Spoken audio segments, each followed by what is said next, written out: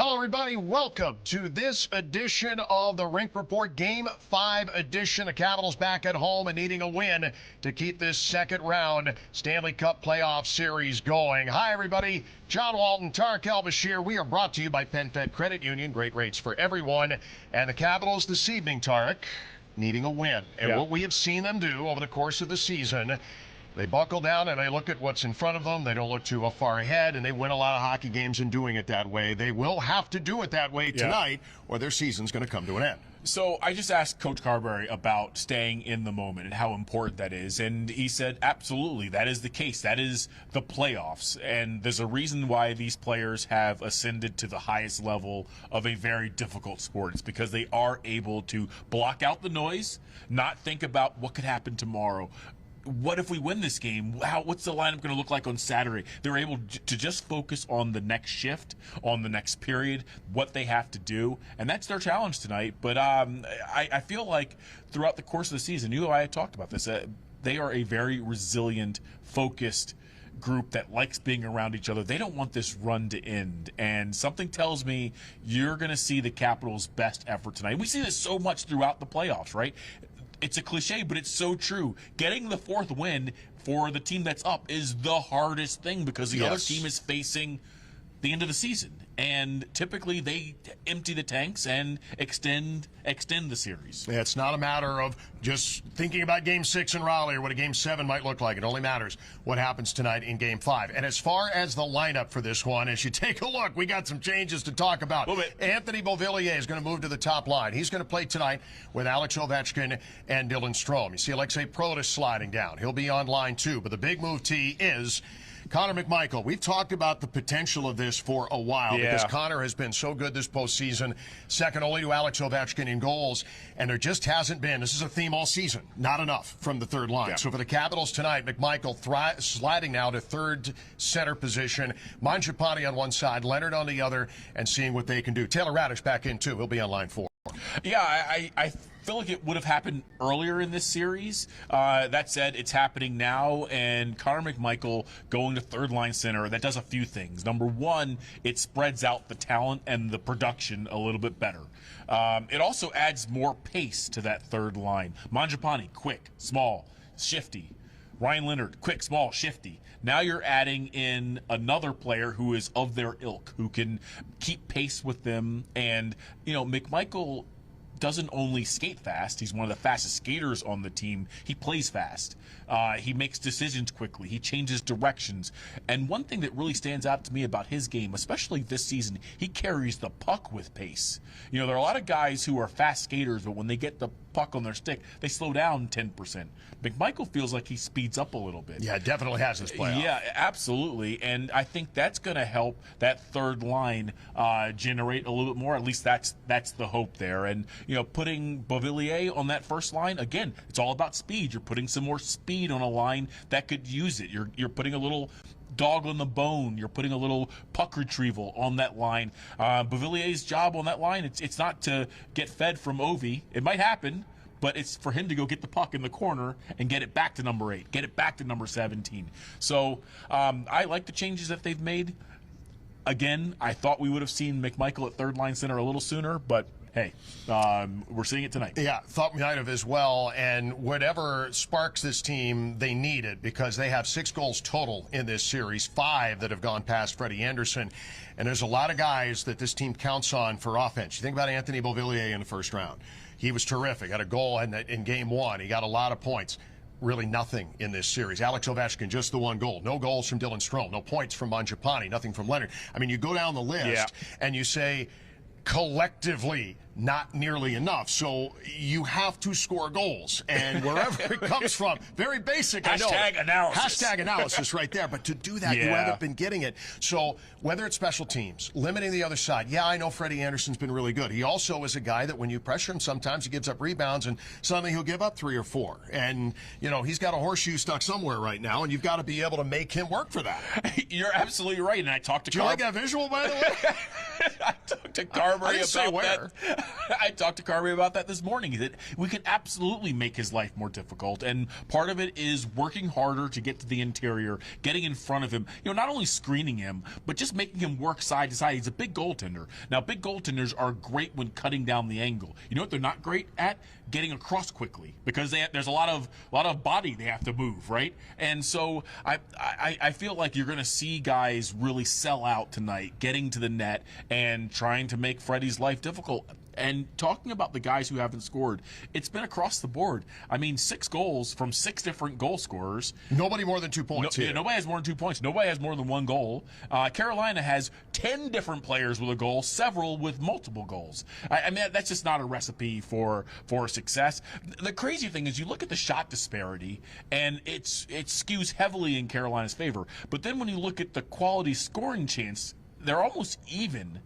The difference is Carolina has scored on 4 of its 24 high danger chances. The Capitals have yet to score on one of their 24 high danger chances. So, look, you got to get the puck to the interior, and more importantly, when you get that chance in and around the blue paint, you got to bear down and put it through the goaltender. Like, not try to get cute and go crossbar down or try to go, cross. Just put it off the pads, make something happen, make that puck hit his blocker and explode off, and then it can end up on a defenseman's stick and Chychrun puts it in. You got to do more. I know there have been a lot of what-ifs in this series, and think about what if Alex Ovechkin puts one of those goals in Game 3. What if the Capitals ended up with a crooked number in the first period in Game 3? Could they? Absolutely. It took a dynamic performance from Freddie Anderson at the beginning of that game when the Caps absolutely owned it. The thing that is encouraging, and yeah, listen, you got to win 3 in a row, and you can't worry about that. You got to win the first one first. But the thing that I think you can go to school on is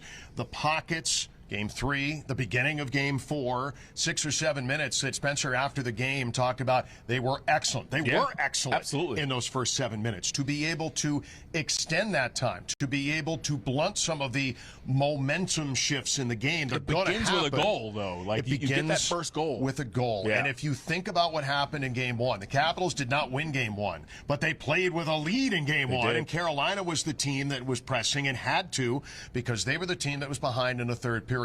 I know that Spencer has said, and as recently, and we'll hear it here in a little bit, if they end up not getting the first goal, it's okay. You've got to keep with your process. But you know what the Capitals need to do tonight? Score the first goal, right? Because it changes everything. It does. There's nothing you can do about it if you don't, and you do have to do exactly as the coach said if that happens. But for success, to be able to get 3 wins in a row eventually, to be able to come back and win this series, you got to have some momentum on your side. When you've got last change at home, you've got to be able to take advantage of that. I want to see a crooked number in the first period tonight. It would make everything monumentally miles better if they can do that. I would settle for a straight number. I would settle for 1. I just feel like of all the teams in the league, of all the teams that are still in the playoffs, the team that plays the best with the lead is the Carolina Hurricanes, because of the way they swarm, because of the way we've talked about this. They want to make you feel like you're drowning. When you are chasing the game, it just gets really, really hard, because you start getting out of structure. You start taking risks that a team like the Hurricanes that has a quick transition game, it's right back in your end, and all of a sudden you're stuck in your zone again, and they're just waiting for the opportunity to make you crack. You get up 1-0, you get up even 2-0, and like you said, now they are in the position where they have to get out of their structure. They have to do things that they aren't used to, and all of a sudden you're now dictating the pace of play. It's absolutely imperative. I don't want to say the Capitals won't come back and win the game if they go down 1-0, but it's going to be a whole lot harder if they do. You need something to go right. You've had a lot that just hasn't bounced your way. They haven't gotten many bounces either, right? No, they have not. Yeah, and they're to be able to, they're due for bounces. And with last change at home and your ice and everything you're used to and your fans behind you, try and generate some momentum off of that. Spencer Carberry, a short time ago, here at MetStar Capitals Iceplex, talking with Assembled Media. We've talked about generating more offense. When you look at the way Anderson is playing right now, like what are some of the things you guys feel like you can do better to make his life a little harder? A bunch of stuff. I think more volume. That would be right at the top of the list of being able to generate more activity. So that's pucks in and around him, activity around there. Whether it's shots, passes, shot passes, pucks getting inside a lot more, and then guys fighting to get in there and stay there and win some loose pucks. I think that's probably the areas that we focused on the most, of make it more challenging on him and being able to generate more. Going back to the goalies, what was the motivation behind pulling up Ethan? Just Chucky Lindgren as personal stuff. Looked like you're going to have a combined blood center yesterday. Is that the plan for tonight? You will find out tonight. Looks like Lawrence is out. If you see that, is that a hard decision to make to sit out? Yeah, anytime lineup decisions, it's no different for Dylan McElrath not playing, Ethan Frank. There's lots of guys in and out of the lineup this time of year, and those decisions are never easy, but also ones that we don't take lightly. And we try to do what's best for the team every single time we make those decisions. In the position of needing to win one hockey game tonight, how much do you guys fall back on everything that's happened since September, and just knowing what the recipe is and what it looks like when you guys are at your best and when you're playing winning hockey? Yeah, I think that's the answer right there. Is you're confident because you've played at a certain level and you know exactly what your identity looks like and feels like when you're playing that way. So it's all habitual. It's you don't even need to think. You know where you need to go. You're just playing the game and you're reacting, and you're always in good spots and you're always in good position, and you've developed good habits over the last 7 months, and you know exactly where you need to be at any given moment on the ice, and that's what you have to rely on in these moments. Especially, it's no different whether you're on the edge of elimination or you're playing a Game 7 for the Stanley Cup Finals. The pressure builds.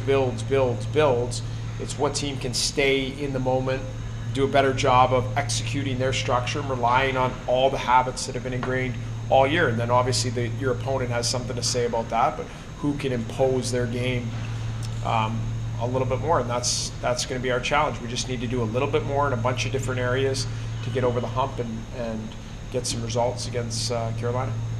You guys have started really well in both the last two games, but haven't been able to score that first goal. Do you need to do anything differently to get that done, or is it more just keep doing it and one will go in? Yeah, it's a tricky question because you want to continue to replicate the starts that you've had. You know that their antennas are up, so they've constantly been talking about their lack of starts and our being able to dictate our game. So we want to continue to impose that and try to sustain it a little bit longer than we have, and then you want to get rewarded to play from in front to try to build a lead in the game. It's a recipe for success. Now, if that doesn't happen, can't be the be-all end-all, so you have to still continue to get momentum back if you end up going down 1-0, but certainly the recipe for us is having another really good start, sustain it for longer, and try to get ahead in the game and build a lead. Can it be a challenge at all before the game, maybe even inside the game, depending on how things go, to just stay focused on what's right in front of you and not start thinking ahead to, okay, well, if we get this one, then, not go big picture? Yeah. I think, Tarik, honestly, that is playoff hockey in a nutshell. And you could ask the players, this is just my experience from being as a coach and as a player, is there's so much going on here when the game's not going on, of what if this, what if that, what if this, what if we, that the teams and the players that are successful this time of year are just able to stay in the moment and not worry about what if we go up 3-0, does that change anything? What if we go down 2-0? Oh no, what happens tomorrow? It's counterproductive to get yourself into those mental spaces, and so you have to train, and that's why these guys are professionals and at the highest level in the world, is you train your brain and your mind to stay so present with your next shift and your assignment and that face-off, I'm supposed to do X, Y, Z, and you just go through the checklist and you play. And then you do it again, and then you do it again, and then all of a sudden, hopefully, you had 3 productive shifts, and you got a goal. Wow, that was awesome. And then you go right back to work, and you get. So it's. I'm not saying it's an easy thing to do, but that's what this time of year is about. That's what these guys have trained themselves to stay in the moment, worry about your next shift, and your next assignment inside of that. Talking a little bit goaltending now, and Freddie Anderson's gotten a lot of the limelight in this series, and deservedly so. He's got the best goals against average and save percentage in the tournament. Logan Thompson's given up 4 each of the last 2 starts. Interesting that he opted out. He didn't have to be, and it's rare that we have not seen him at morning skate. He's fine. He will definitely go tonight. Nothing to read into that. But for Logan, the best game in his series he's probably going to need tonight. I mean, for everybody, even if you're Logan, and he has been fantastic many, many times throughout the course of this postseason, going to have to be the same tonight against Freddie Anderson. You know, John, when we talk about the keys to making a long run in the postseason, there are a handful of them. One is special teams. We'll get to that in a second. Yes. And the other that really comes to mind for me is goaltending. And goalies in the postseason can play such an outsized role in determining the outcome of a game and of a series. And I feel like in the first series, Logan was the difference. There were some other things that went the Capitals' way, but Logan was there with the timely save, with the tough save, and just was outstanding. This series, he's been very good. He's given them a chance to win. But you're also, and goalies hate when you say this, but they're kind of going head to head with the other goalie. If you're very good, but the other guy's unbelievably great, then the other team has the edge. And we're kind of seeing that right now. Logan Thompson has been very good this series. Way over 900 for the postseason. These last 2 games, he's been under 900. Tough to win when your goalie has a save percentage under 900. But, we talk about Freddie Anderson, and like you said, save percentage, goals against. Even dig into the analytics. Goals saved above expected, slot save percentage, inner slot save percentage, quality starts. I mean, he is first, second, or third in every single metric of any goalie, not just in this round, but of the entire playoffs. And when you're facing a goalie who is playing at the top of his game, it's really difficult, and you have to do something extraordinary to overcome that. Special teams are going to dictate a lot, and without question, to the first 5 games, Capitals have been underwater, and they need to be better here in Game 5 because although there have been, I think, reasons for some optimism, they have broken through a couple of times, and that's better than New Jersey did in the whole entire series before where the Canes went 19 for 19. Capitals have dinged them for a couple, most recently Jacob Chychrun in Game 4. But you need to limit how many times you go to the box. You have to play to the edge. You can't play over the edge because even if you kill off those penalties, the Caps have done all right. Not maybe good enough, but they've been okay. They will need to be better when those units are called upon. But those have been momentum turners, too, where even if you kill it off, now suddenly you're coming back, they're feeling pretty good about their game. How about the 4-minute power play last game where they only had a shot? I mean, that changed the momentum right there within that period. Changed the whole game for sure. Better on special teams. And stick to 5-on-5 as much as you can. The Capitals' bread and butter is at 5-on-5. Yeah, it certainly is. But they do need to be better on special teams. Yeah, I mean, you nailed it right there. When you look at Carolina, power play up near 30%. Penalty kill, it's been way above 80, probably close to 85%. They're one of the best penalty killing units that's in this round, but in the playoffs in general. And the Capitals, it's, you want to say, I don't know what happened to the penalty kill. It was one of the top 5 units all year long. Why has it struggled so mightily in these playoffs? Well, I think we actually know the reason why now. Marty Farivari is really good at killing penalties. I mean, there's a reason why he went over the boards more than any other player on this team when they were shorthanded. And I'll be honest, John, when he went out, I was like, okay, everyone has injuries. It's going to hurt, but it's not fatal. For the PK, it's really made it a tough slog for that unit without their big minute guy back there. One of the guys who's been called upon for big minutes has been Matt Roy, and I feel like not just for number 3, but for a lot of the guys, you're all pressed into a little bit more. Alex Alexeyev barely played, and now he, of course, is pressed into service, and then some. John Carlson has had to log maybe a few more minutes than he might have otherwise. It has distributed minutes in a way that maybe they're hard minutes, especially when you're facing a team like Carolina. But Matt Roy's had to pick up a lot of that load, too. Yeah, I feel like he's been good. That said, I think when you start distributing those minutes differently, everyone kind of has not a cap really on their minutes, but like where they are in their sweet spot. And when you are asked to extend by 2 or 3 or 4 minutes, and you're also asked to go on the penalty kill a lot more than you are used to, again, hard minutes, lots of starting and stopping. you're not only blocking shots, you're being struck by pucks. Like you're just a target back there. Things are hitting you and it hurts. And so when you're a guy who's playing a lot at even strength and now you have to bump up even more shorthanded, it just kind of extends everyone. And over the course of a long playoff run, I mean, Marty has not been available at all of these playoffs. It starts to wear guys down, and I feel like maybe we're starting to see that a little bit. Earlier this morning here at MedStar, our Katie Florio had a chance to catch up with Matt Roy here on the desk. Well, Matt, thank you for joining Rink Report today. We have dissected this series all week long, but tonight it simply comes down to do or die. Why has this team played so well when your backs have been against the wall all year? I go back to character all the time. We've got a lot of leaders on this team and guys that want to win. So when the going gets tough, the tough get going, and I think that's what we'll see tonight. We know that Carolina was a tough place to play, outscored 9-2 in those games. What specific mistakes did you see from Game 4 that need to be corrected tonight in order to get that win? Just a couple little lapses in the game. I mean, overall, we did a lot of good things, and we had a lot of good chances that we need to bear down on. But just keeping that consistent game for 60 minutes, I think, will help push us over the edge. Freddie Anderson has been outstanding in net for Carolina, first in goals against average. What can you guys do around the net to make his life a little harder? I think just getting more bodies there, getting more pucks there, kind of creating chaos, getting rebounds, just quick shots on net. I think all that chaos will kind of disrupt his mojo, and I think we'll be able to capitalize on that.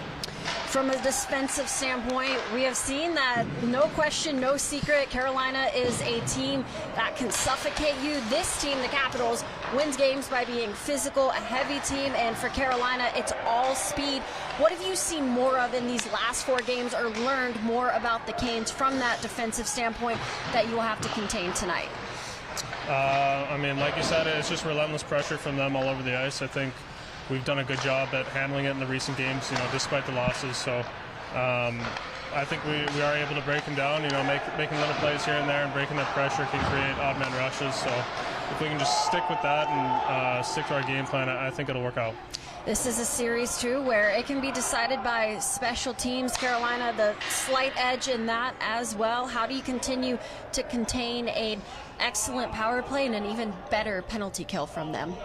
The power play, you're always trying to find little adjustments without, burning the ships and changing everything. So, like I've said, the power plays had their chances as well. We need to make sure we can sustain some ozone time with that. And, once we have it set up in their zone, I think our guys are more than capable of, finding their plays and getting their shots on net. Well, the good news, this team plays well at home, back on home ice tonight in front of your crowd. You get the last change again. Simply put, obviously a tough task ahead, but what's the mindset to now just taking it one game at a time? Yeah, that it is what it is, and we haven't lost hope or confidence in our group, so we're excited for tonight and we're excited for the challenge. Well, thank you, Matt. Should be a fun one. Appreciate you joining us, and good luck tonight. Oh, thanks. Well, the Capitals are down 3-1, and it's win or go home. That's obvious. And now back on home ice, where they have been very good all year, 4-1 this playoff year, and one of the best home seasons they've had in some time during the regular season. The thing I like tonight, T, is the fact that Rod Brendamore's got the changes in that last change the last 2 games. Spencer Carberry can do what he wants tonight and get the matchups he wants and get certain matchups away from maybe what was happening in Raleigh. Yeah. And with that, come up with a first goal. You can't win 3 until you win 1. Hopefully all of those will manifest a trip to Raleigh for Game 6 on Saturday night. Yeah, mentally, John, I am prepared for a trip back to Raleigh. I'm even so prepared I didn't return my rental car. Okay. I am ready to go back to Raleigh. Okay. Hopefully the Caps cooperate. Fiscally responsible in this guy, and maybe not the same thing. Don't tell the boss. I love the optimism. But I think you're exactly right. What a difference the Capitals have shown when they are at home versus on the road. And a lot of that is last line change. The Capitals have a 4-line system. They like to roll 4 lines. That said, there are a couple of lines that probably have less success against the Canes' pressure. And when at least at stoppages, Spencer Carberry can dictate who he wants out there against the Aho line.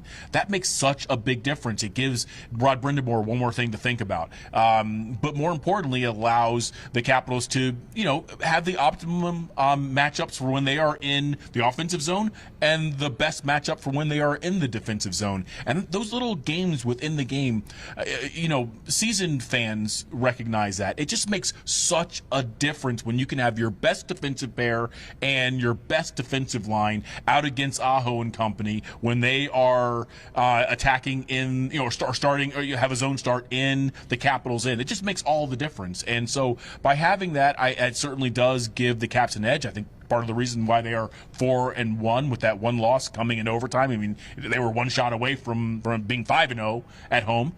So I think that's going to make a really big difference for the Caps. Let's talk a little bit of history before we leave you for this one. The Capitals, we'll give you the bad news first. The bad news is Carolina's never lost a series when they're up 3-1. They're 8-0. But the Capitals have come back on 2 different occasions from 3 games to 1, winning 3 straight to win a series. 2009 against the New York Rangers. It was Bruce Boudreau behind the bench and Sergei Fedorov taking care of business in Game 7, winning to move on. And in 1988, one of the most iconic goals in Capitals history, Dale Hunter in Game 7 against the Philadelphia Flyers. The Caps coming back to win that series as well in 7. It has happened before. Yep. It will happen again. Hopefully it happens in this series. And you know what? It's happened throughout these playoffs. This year there have been a handful of teams that have come back from down 2 games to either even things up or to take a lead. So, again, the Capitals are a very veteran team. They're a poised team. I hope they are able to pull this off. And there are probably a handful of guys who remember that Fedorov. I mean, I know I remember it. We do. I don't think anybody in that room does. But you don't think Ovi? You don't think Ovi? Well, Ovi does. I'm sure Ovi is probably playing on his phone and showing it around the room. Guys, remember that? Of course he isn't. That said, I mean, it can and it does happen. And the Caps have to just be confident that if they play the way they have played at home throughout this postseason, they're going to get a win. They're going to send it back to Carolina, and then we'll see what happens. I call this Bruce Boudreau karma. He will be on the pregame and postgame tonight for Game 5 here on Monumental, manifesting a little bit of that Fedorov magic. I'm sure he will be talking about it. That was one hell of a shot, man. Boys, it was all coaching. Let me tell you how I did it. I can't wait to hear about it pregame tonight on Monumental. I think a little bit of Bruce karma could go a long way in this one. Yeah, that'd be nice. But, it's funny. We were talking a moment ago about that goal, and I can't believe that was 16 years ago. Yeah, I don't want to do the math on that one. I mean, it feels like not that long ago, but that play, I mean, I feel like Sergei Fedorov, he earned all of his money, both contracts, he earned them with that one shot. I mean, pulling up in the circle, beating Henrik Lundqvist to save the Caps. I mean, what a shot that was. Hopefully there'll be another iconic moment tonight. So my final thought is you've got to be disciplined at special teams to get this game at 5-on-5 as much as possible. Getting the first goal, I think, is paramount tonight. You're right. It doesn't have to be 2, but it would be nice if it could be 1 and be able to have Carolina play from behind for the first time in a while. Never did happen in Raleigh. What's your 2 cents on the way out the door here, what the Capitals need to do tonight to make sure this thing goes to the weekend to North Carolina? The thing I'll be watching is how they play inside the hash marks in the offensive zone. They have to fight their way to the interior. Freddie Anderson is as dialed as a goalie as they have faced in a number of years in the playoffs. They have to make his life harder. They have to be at his feet. They got to be sending pucks at him from different locations. So not just quality of shots, but they got to overwhelm him a little bit with volume of shots. And that's not something this Capitals team does a whole lot. But it's funny, there's really a contrasting style here, right? Like Carolina fires everything in the kitchen sink of the net. The Caps are always hunting for the perfect shot. Get more shots. They got to get away from that. They've had 21 shots the last 2 games, each of the last 2 games.